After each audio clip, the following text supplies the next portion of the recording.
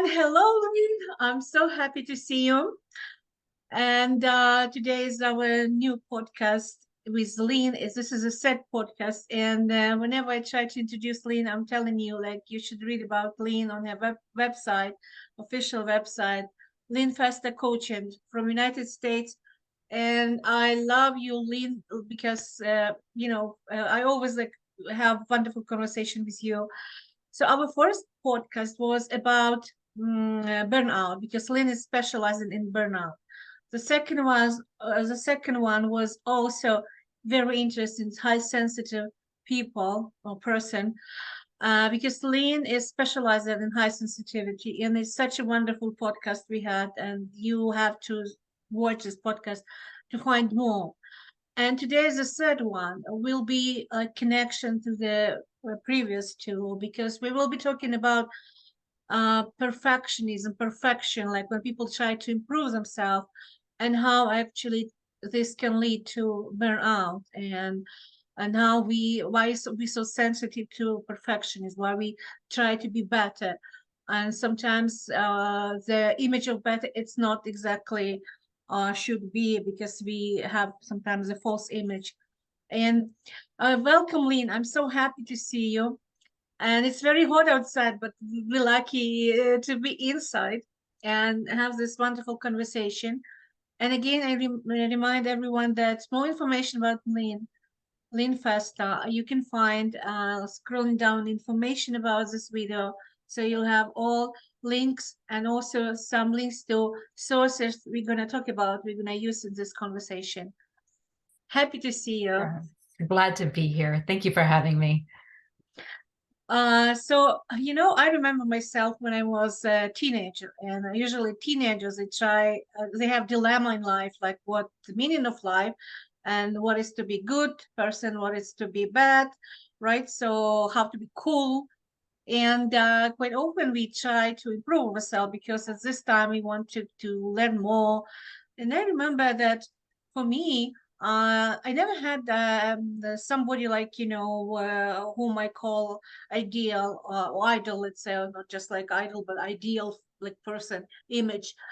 And I was lucky because I had always this freedom of choices. I kind of like whatever I like, whatever I don't like. But at the same time, reading classical literature from 18th, 19th century, I had this image of a woman, a wife, a mother, uh, and actually it's like modest, beautiful, hardworking, knowing how to cook, how to embroider, how to knit, whatever, like any kind of work in a house, right?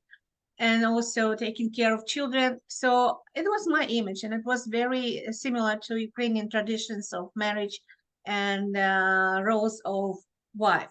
So I was preparing myself for motherhood, not for like some kind of professions, even if I went to university. But it doesn't matter. It doesn't matter. I saw myself like my primary role was mother, a wife, a mother. Then the daughter, of course, taking care of my parents, and a person who can do a lot with open hands, And this has happened in my life, and the family was my priority, the primary, I would say, part of my life, the priority. And at the same time, I became successful in any other fields. But it's funny that I wanted to know how to knit, how to embroider, how to do macrame, how to do cavandole, how to paint, how to do, like, name it. The only thing I failed, it's my husband always like, laughing, that I don't know how to milk the cow, because he said, if you want to be like perfect, as everybody's like, in Ukraine, and so you have to learn how to milk the cow, or at least the goat, like the goat, not a goat, actually a goat, right? Because he was thinking about male. And I failed. I tried. It didn't work. But I wasn't upset very much. But it became a joke, like, you can do everything except you still don't know how to milk the cow.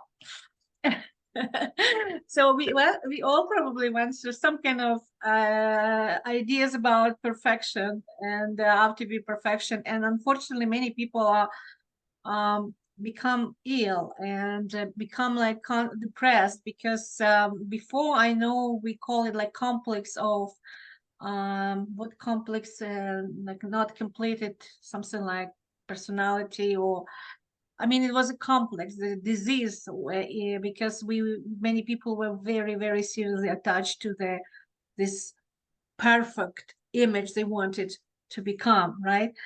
And that's you. I know you studied a lot about this, so I'll give you the word. Sorry for this long introduction, but I think everybody went through these moments when we wanted to be better, and we still want to be better. We still want to be good. I would say I would like to be good, not better, but good. And and I can do a lot, and I do a lot. And yesterday was my art show, group art show, in one nice, beautiful city, Port Perry. So, but it's another story, that I'm accomplishing here as well. But let's talk about like how it starts and why people want to be perfect, and why they create images, and then another part, how it can damage us, our psychic, our psychology, everything ours, like, we even in a world because we too concentrated on something we shouldn't. So I give you the word. Excellent. Well, thank you for that. So yeah, one of the resources that I put in the two books that I highly recommend, and one of them is The Gifts of Imperfection by Brene Brown. And that's where I want to start out by saying, I love her quote is, perfect never delivers. So 3 words, always remember that. Another place I always seem to start is, define what it is. And it is defined in the dictionary as a disposition to regard anything short of perfection as unacceptable. The other one is actually from 1980. So obviously this has been around and people have been studying it for a while, is from David Burns. And he says that perfectionist, see, I'm not perfect at saying perfectionism is someone whose standards are high beyond reach or reason, and who strain compulsively and unremittingly toward impossible goals and measure their own worth entirely in terms of, and these are important words, you're going to hear them, productivity and accomplishment. So these are people that focus on the doing and the outcome. And part of the way to become aware of this and then make changes to live a healthier life is to go more towards being and process oriented. So perfectionists see, I said it there, I was perfect saying it finally, tend to be really focused on outcome, and their self-worth is attached to accomplishments. With the understanding too, which is where it gets in trouble, is people who are perfectionists, and I'm just going to say perfectionists from now on, just as a term to keep it simple, is that we believe that we actually have more control over the events than we actually do. And that's what kind of gets people in trouble, is that you think you have control. And we all know that man plans and God laughs for most things in life. But we then have this disappointment that's almost blown out of proportion when things don't go perfectly. Yeah. Yeah, right? Right. Yeah. And when I'm thinking, for example, why people try to be not even better, but why they want to be perfect. So I think the roots could be like inside of the person, that we not so mature. We're not mature to appreciate what we have, and actually how we build, how we're unique, and that we not a copy of somebody, but we just unique, right? So yeah. I found many people, they don't know how to appreciate this. So they're not mature to accept themselves as they are. And of course, another problem, yeah, maybe we have something that we don't like. Let's say we have extra weight and we would like to have like better health and better like shape. That's actually a very good because we want to improve our health, so we have some goals.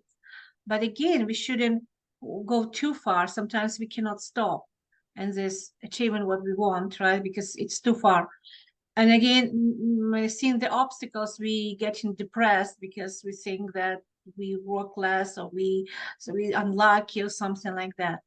And another part of perfectionist is probably some people want to have not just attract like other people, right? Because we think if you look, why this beauty industry is so widely accepted, because it's attraction. We want to attract. It's a ideal image of something that we attracted and look better.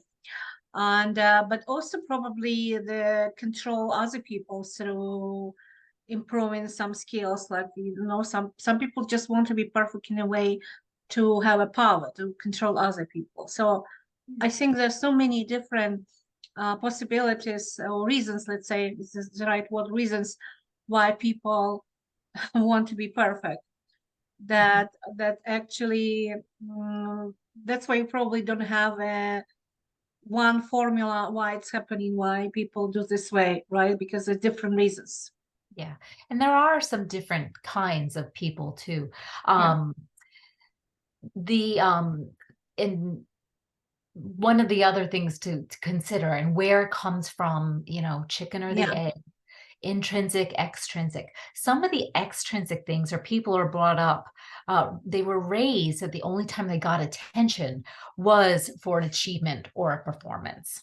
So Yeah. sometimes their brains are wired that way. When I achieve and I get the attention, then that's what needs to happen.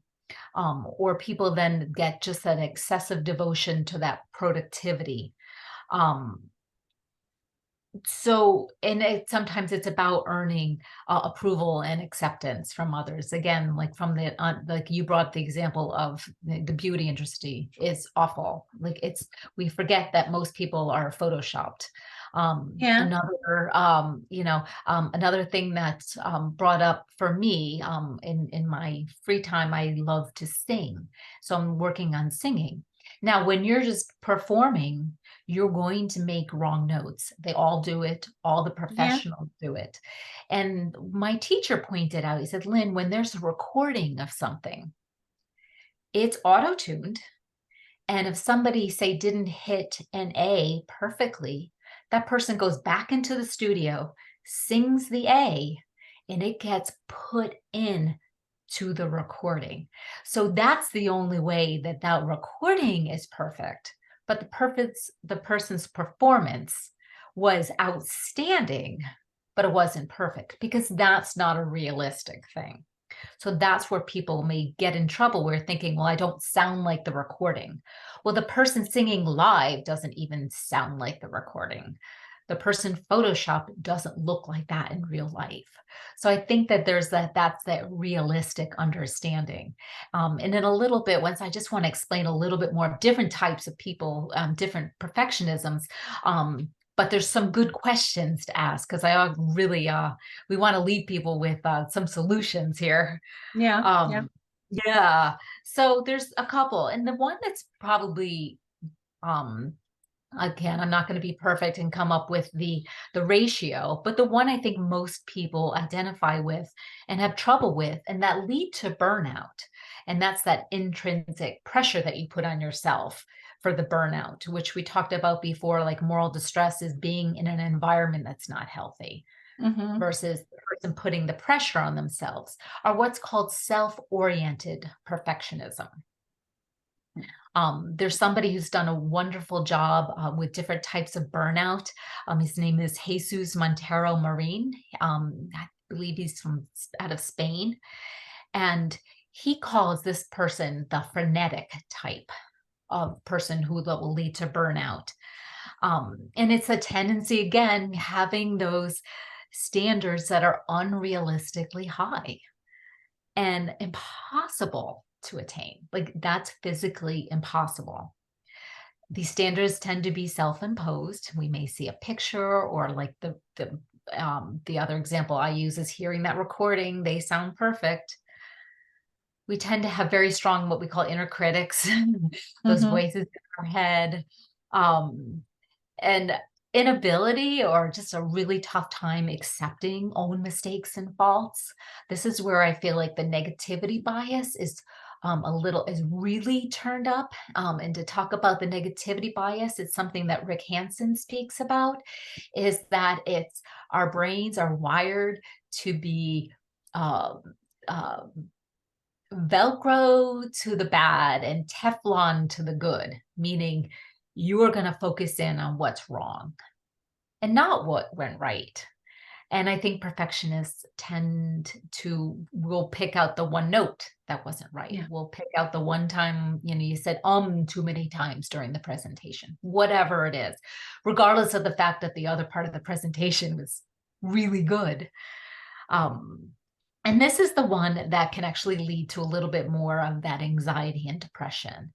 So that's where if somebody's feeling that, that's when you go work with a really good therapist on the anxiety and depression with that, to really tease that out and figure out where that self-talk, the ones that we don't see as much, but of course do exist, are other-oriented perfectionism.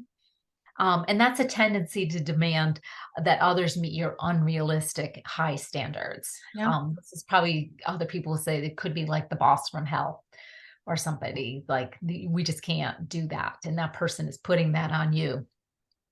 And then go speak to the beauty, like we talked about the beauty industry, the socially prescribed perfectionism that we're all supposed to be 5'8" and a size 0, with, perfect hair and perfect makeup. And we think that those standards are what are supposed to be. So those are three different types of perfectionism. Again, the one mostly being that really intrinsic one with the inner critic. Yeah. And like whenever you mention all these types of perfectionism, the type of person that would like to be perfect, it's not like perfection is itself, but I mean the type of people, right? And I always it was coming to my mind people I know, and I found like, oh, this idea, this is that. Even my daughter, she's struggle with perfection, and she likes everything perfect. And on her wedding, when she called one hairdresser, the hairdresser didn't know the type of her hair. I mean, she has my type, and that's why I said first you have to do this, and then you can curl whatever. And like she first, like we usually put spray, and then we can work with our hair. Another way it would be like messy or just straight. And she didn't listen to me, so she curled the hair, put makeup, and then suddenly the hair became like just like floppy, let's say this way. No curls, nothing. So my daughter was very upset because she didn't want to have veil. She wanted just like to have beautiful curly hair. She almost had a panic attack, something like, how are we gonna look? I don't know. Like she's like, start like, I said, just calm down, calm down. First of all, we have very short veil. We just put on the back a little bit, and then we can help you here. And we actually, everything went okay. Like I would say, perfect. I mean, because she was happy. But this moments I remember, I mean, she wanted to be such a beautiful bride, like, she wanted to be just like the way she wanted, yeah, with everything perfect. And it didn't work. It didn't work. And I know that some people can go through very difficult moments to accept it. And it's almost like burnout because we wanted to, in any work, like, for example, even our podcast, I would like our podcast to be interesting, and that people could learn something. And we try to bring as much information as we can during this like half an hour of conversation. But I know for sure that something we miss, something wouldn't be like perfect. We can add later. We can actually, when we finish our conversation, we start thinking, oh, we could say this way, we could, right? And never it would be perfect. And then instead of like this amount of viewers, we get less amount, let's say, or suddenly a huge amount of viewers, which is very pleasant and nice. And it's always like, challenge. But it's funny. I think for me, it's kind of like, that maybe because I'm experienced in this, like, do not look for perfection in everything, in everywhere. But when it comes to burning, like, so why is this happening? Like, we know why, because we didn't achieve what we wanted, but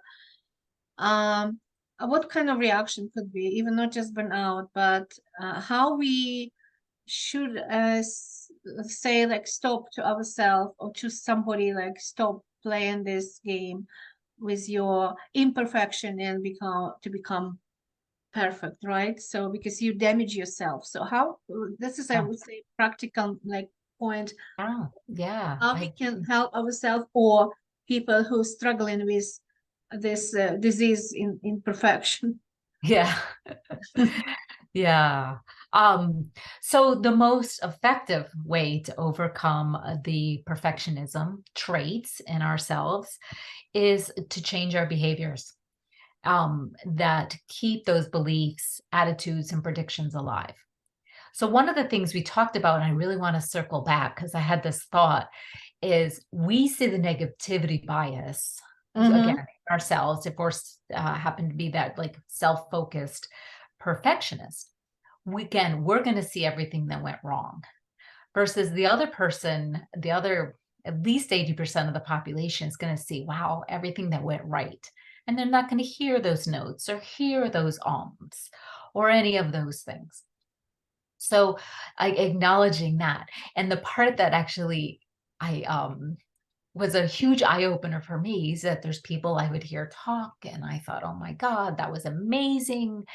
And they're human too. They get off the stage and they would actually say, hey, was that okay? Did I do okay? Yeah. Do you think I messed up? Meaning permission to be human. We're all in the same boat. Just because somebody actually pulls something off that's pretty great, they're going through the same thing. So that's that common humanity.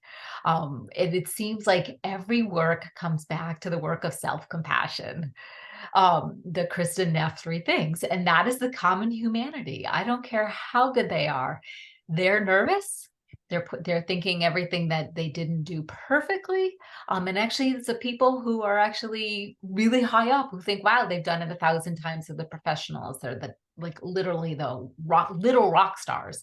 No, they have those inner critics too. So there's a lot of company with that. The second part is with the self-compassion is like talk to yourself like you would a friend.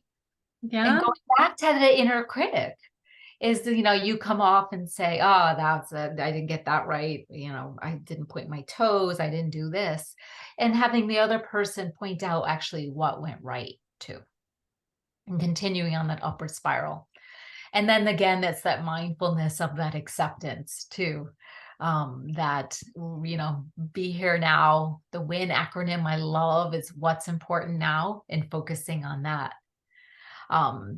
But there's also some cognitive biases that we can all look out for too, because it's a process too. One of the main things I want to make clear is that this is not an overnight thing. Our neural pathways are really strong, especially people of a certain age. So it's a lot of self-compassion that we're just not going to flip the switch. There's no, drink this potion and you will magically not be a perfectionist anymore. So a lot of self-kindness. But some of the things to look out for in your thought processes are that all or nothing black and white thinking. Like it could only be this. Mm-hmm. That's a big one. Like there's a lot of gray area too. When you find yourself saying, oh, I should do this, I must do this, if that is in your sentence, try to stop yourself dead in your track. And that's about flexibility. Because a lot of times when we started with, I talked about, we all think we want that like perceived control. And it's actually, yeah, we want that control in a healthy way, but it almost tips over to that unhealthy think that we can control everything, which we know we can't. Again, we talked about that selective attention with a negativity bias, kind of catching yourself like, oh, wait a minute. For everything that you think went wrong, I want you to name at least 3 things that went right. And I promise you're going to come up with them. And that overgeneralization, like, again, going back to that, it was all bad or it was all good or everybody hates me and, the whole world hated this thing. And no, that's a little bit too much. And the one that I think is my favorite is that double standard is 2 sets of rules. Like, I'm going to be really hard on myself, but it's okay for you to mess up and still be great versus it's not okay for me to mess up. So really looking out for like, are you treating yourself like you would a friend, that double standard? Um, and as Brene Brown says, which I love, is like, put away the measuring stick. And what people do is sometimes we look and see, I'm going to use an example from my life because those are the ones that we learn the most. Getting into singing, and I go and I see all these performances and they're amazing. Well, I'm not comparing apples to apples. I'm comparing someone who does this on a professional level, went to a top school and has been doing it their whole lives. That's not a fair comparison. So if you're going to compare, which usually ends up to be compare and despair, because again, we have that negativity bias where I'm not good enough, is if you're going to do that, catch yourself and remember that you need to like stay in the same category if you're going to compare, and then make a realistic goal. But that's one of the things that really comes home. And then, are these goals realistic? Mm-hmm. Are my standards higher than those of other people? I hear that a lot. Well, Lynn, your standards are here, and maybe this is good. And it's okay because that last 20% will put me over the edge. Am I able to meet my standards? Or have I put them so high that they're just not realistic and I'm setting myself up for automatic failure because it wasn't a realistic goal to begin with? Do I get overly upset if I don't then reach those unrealistic goals? I think, what are you feeling? Why are you feeling it? Was that a realistic goal? Well, okay, hold on a second. Do you get overly upset if other people don't reach your goals? And then you could go into really some, breaking it down. Like, is that a true statement? And check in with family and friends and saying, or a coach, is that a realistic goal? And that's how you're going to attain them. Another thing that will help if you find like, wow, I'm really having trouble. I feel overwhelmed. I took on too much. Everything needs to be perfect. I can't do it. Also a trait of highly sensitive people. And then those of us who strive for things being a little too perfect is prioritize. And what you do is you get a planner. I highly recommend something called the Passion Planner. And if you want one for January, I would go online now and start to get them because they're so popular, they sell out. Because they break everything down into a year, into a month, into a week, into daily. And that's what you can do is go through and say, what's important now? So to win it and rank them. And then you have your list. And then you go through your list, and that kind of helps some of the inner chatter and that overwhelm to calm down. So those are some of the things that help too. At the end of the day, the good old gratitude practice, I love it because it's one of the most studied things in the social sciences is gratitude. Is writing down those 3 good things that happen. So those are some suggestions to start to break this down, knowing that you can do an excellent job of not being a perfectionist, but you will never do a perfect job because that's not real.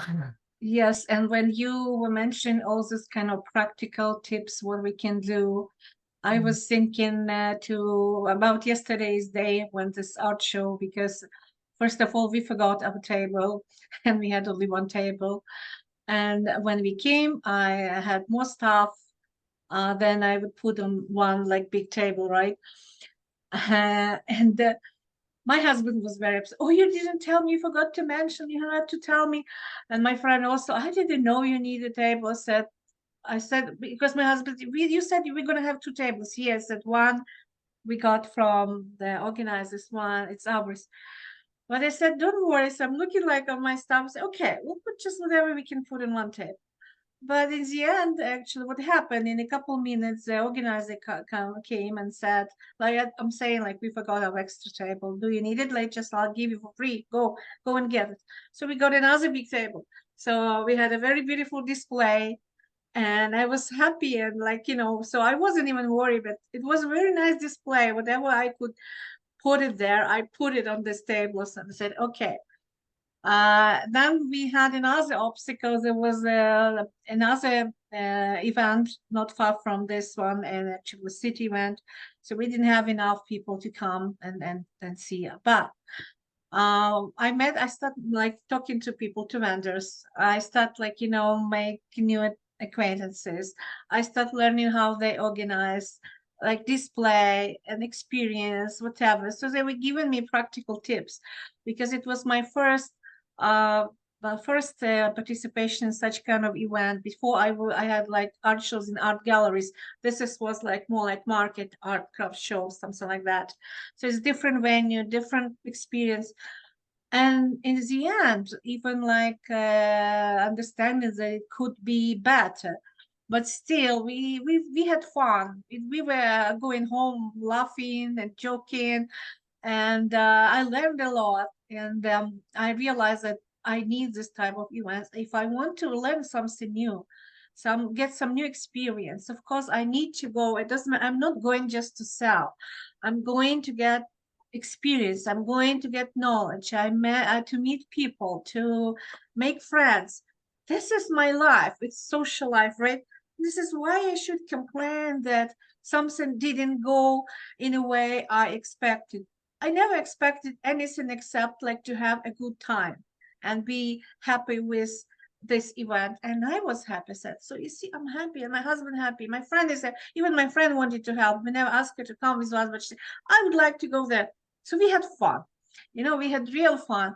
And this is actually maybe because they're more experienced already, but still, it doesn't matter. Like I try to do my best. I try to put so much like positive, something positive, like my knowledge, my skills, my experience, everything.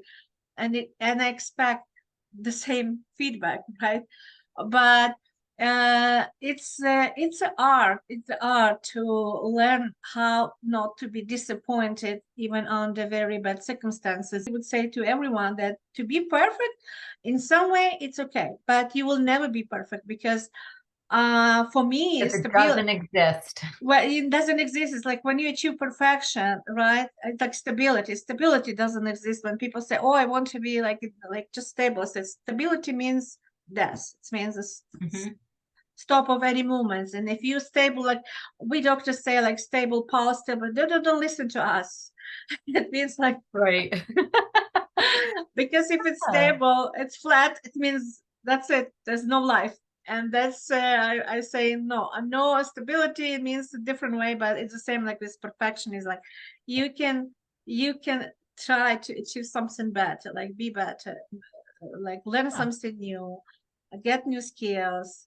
So let's take yesterday's example and look at what worked. Again, Yes. doing that flip, that upward spiral of what worked yesterday was you had a realistic expectation going in.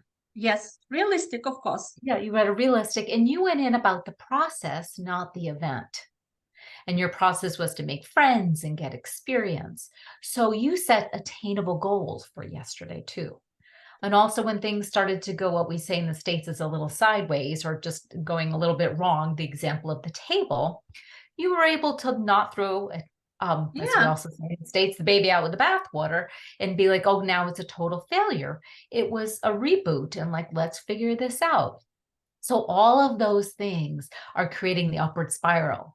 And again, the staying in your lane about not comparing yourself to the people who had done an art show 100 times. Yes. You're first, you were there to learn. So you actually attained all of your goals that you set out to do. Actually, the best experience was that I learned how much time do I need to pack and unpack.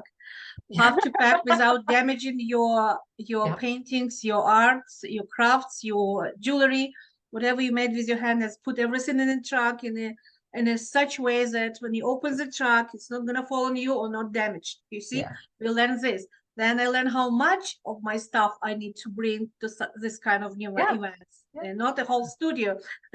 And then how to like display, even if you have a minimal space, let's say, because you forgot the table, right? But you have, I said, give me a wall, give me the floor, then we'll do it on the floor. So who cares, right? And that's the flexibility, which is actually, Exactly. I've learned one key word to help is like, where am I being flexible to make it positive? Yeah. Or if you feel like you're hitting a wall, where am I not being flexible? What am I not willing to Sure. see? I would probably, if I would be like really, really strict to my expectation, I would probably sit in unhappy and crying because it's like a disaster. We forgot the table, you know. Yeah. But even that is the possibility to meet new masters, new vendors who gave me a lot of advice. Like, and I learned from them how they display, what they use, like, you know. Mhm. Even we found how to transport, like, you know, what I need to add to buy extra to take from the car and bring to this like hall or whatever, the room, when they do this like when they have this event. This is a new experience, and wow. Yeah, and the most successful people are the people that probably that have failed the most. When you go Yes. and somebody says, how did you know that? And sometimes I laugh. It's like, because let me tell you about the time it didn't go right. And you will never forget a table again. Yeah, it's true. And that's And okay. And yes, so it's that's the way to be. I think my final words would be perfectly imperfect. yes, perfectly perfect, beautiful combination of words. So I will continue to do perfectly imperfect. Yeah. And I wish everyone to be like that. Just like live your life, enjoy your life, like, and remember, like, I like your other words when you said nobody knows what you're gonna say or what you're gonna show, or because nobody knows what's inside of you. So don't stop thinking that people expect from you precisely this words or this action or whatever, because you know, nobody knows exactly who you are. I mean, in a way that how much of everything inside of you until you start speaking, until you start like showing something, acting. Then we learn people, like when we see them in action, not just sitting like this. And they could be genius inside, but if they don't show this, like, you know, level of knowledge, experience, or sharing the skills, they just like, you know, image, and that's it, and they never perfect. Yeah. They're not either. And the best part is the higher, the better they get, is the more humble they get too, Yeah. which is lovely. And they're the ones that will be like, oh no, this is how it works. And we're all taking that same path. And I think that's another thing to finish on, is that we're all on the same journey Yes, it's of true. being perfectly imperfect. Thank you, Lynn, for this Yeah. wonderful conversation. As Thank well you. as Pleasure. always, I think it's almost perfect. It was really great. It was great. Yeah. And Yeah, thank you for having me. yeah, and please follow Lynn on her social pages, and check the information on our video, subscribe to my channel, write comments. If you want us to discuss some other topics, just let me know, please. And then it's always a pleasure for me to talk to Lynn and to know her. Okay, bye, Lynn. All Thank you right. very Thank much. you. Bye.